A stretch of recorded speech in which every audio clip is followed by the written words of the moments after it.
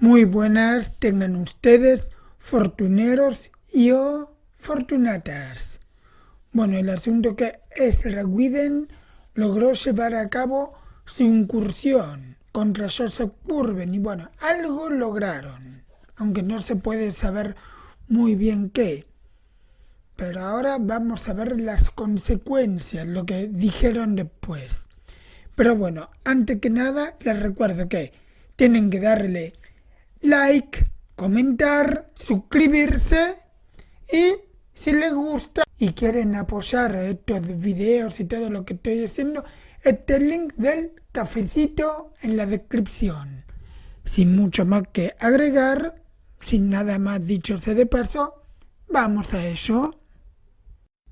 Un antecedente y un horror. 5. Ninguno de los hombres que participaron en aquella terrible expedición volvió a decir jamás una sola palabra acerca de ella, y los vagos datos que se conocen hoy proceden de personas ajenas al grupo de conjurados. Hay algo estremecedor en el cuidado con que los expedicionarios destruyeron todo lo que aludía, de cerca o de lejos, al asunto. 8 marineros resultaron muertos, pero aunque los cuerpos no fueron entregados nunca a sus familiares, estos quedaron satisfechos con la explicación de que había tenido lugar un enfrentamiento con los aduaneros. La misma explicación justificó los numerosos casos de heridas, todas ellas atendidas y vendadas por el doctor James Bowen, que había acompañado a la expedición. Más difícil de explicar resultó aquel hedor indecible adherido al cuerpo de todos los expedicionarios, cosa que se comentó durante semanas enteras. De los cabecillas de aquella partida, el capitán Whipley y Moses Brown resultaron gravemente heridos. Varias cartas escritas por sus esposas atestiguan el desconcierto que produjo en ellas la reticencia de sus maridos respecto a sus vendajes. Lo cierto es que todos los participantes recibieron una fuerte impresión. Por suerte eran hombres de acción y de convicciones religiosas simples y ortodoxas, pues de haber sido más introspectivos y dados a las complicaciones mentales, sin duda habrían caído enfermos. El más afectado fue el presidente Manning, pero incluso él llegó, según parece, a superar aquellos negros recuerdos a base de plegarias. Todos los jefes de aquella expedición intervinieron más tarde en hechos decisivos, y es probablemente muy afortunado que así fuera.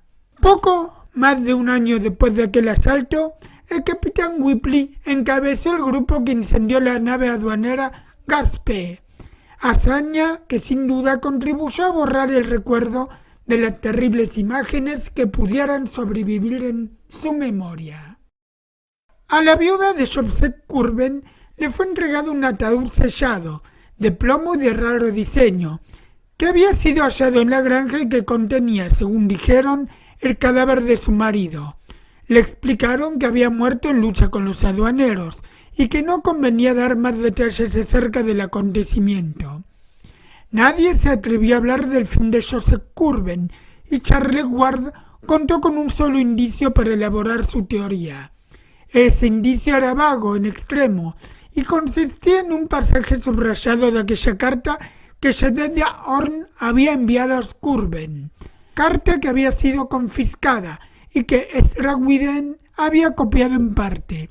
Dicha copia se hallaba ahora en posesión de los descendientes de Smith, y a nosotros nos toca decidir si Whedon se le entregó a su compañero después del ataque a la granja como testimonio de la normalidad de lo que había ocurrido, o si, como es más probable, Smith la tenía ya en su poder anteriormente y la había subrayado después de sonsacar a su amigo interrogándole sabiamente.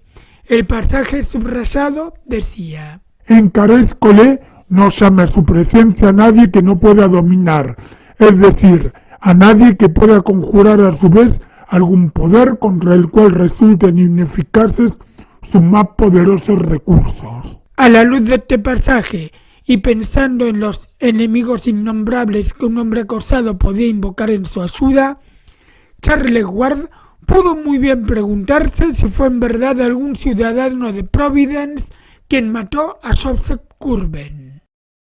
La eliminación deliberada de todo lo que en los anales de Providence pudiera recordar al muerto quedó grandemente facilitada por la influencia de los cabecillas de la expedición.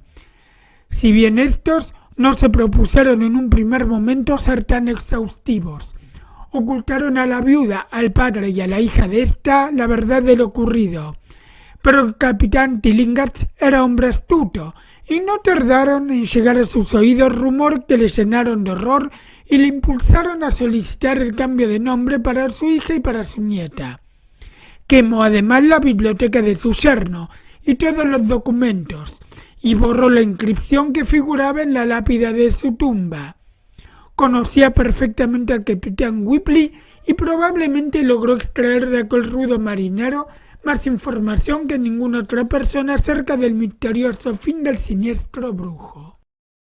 A partir de aquel entonces se trató por todos los medios de borrar la memoria de Curwen, tarea que llegó a alcanzar por común acuerdo a los archivos oficiales de la ciudad y a los de la Gazette. Solo puede compararse aquel afán en espíritu al baldón que recayó sobre el nombre de Oscar Wilde durante la década siguiente a su desgracia y, en extensión, a la suerte de aquel pecador rey de Runaggur del cuento de Lord Dunsany, al cual los dioses condenaron no solamente a dejar de ser, sino también a dejar de haber sido. La señora Tillinghast, nombre con que se conoció a la viuda a partir de 1772, vendió la casa de Olney Court y vivió con su padre en Powers Lane hasta su fallecimiento, ocurrido en 1817. La granja de Pawtuxet, rehuida por todos, permaneció solitaria a lo largo de los años y empezó a desmoronarse con increíble rapidez. En 1780 solo quedaban en pie las paredes de piedra y de mampostería, y en 1800 el lugar era un montón de ruinas. Nadie osaba traspasar la barrera de arbustos que se alzaba en la ladera donde se había descubierto la puerta de roble, ni nadie trató en mucho tiempo de hacerse una idea definitiva del escenario que vio a Joseph Curwen partir de los horrores que él mismo había provocado. Solo se oyó en cierta ocasión al capitán Whipley murmurar para su capote: «¡Maldito sea ese! No tenía derecho a reír mientras gritaba. Era como si el muy tuviera algún secreto. No quemé su casa por un pelo».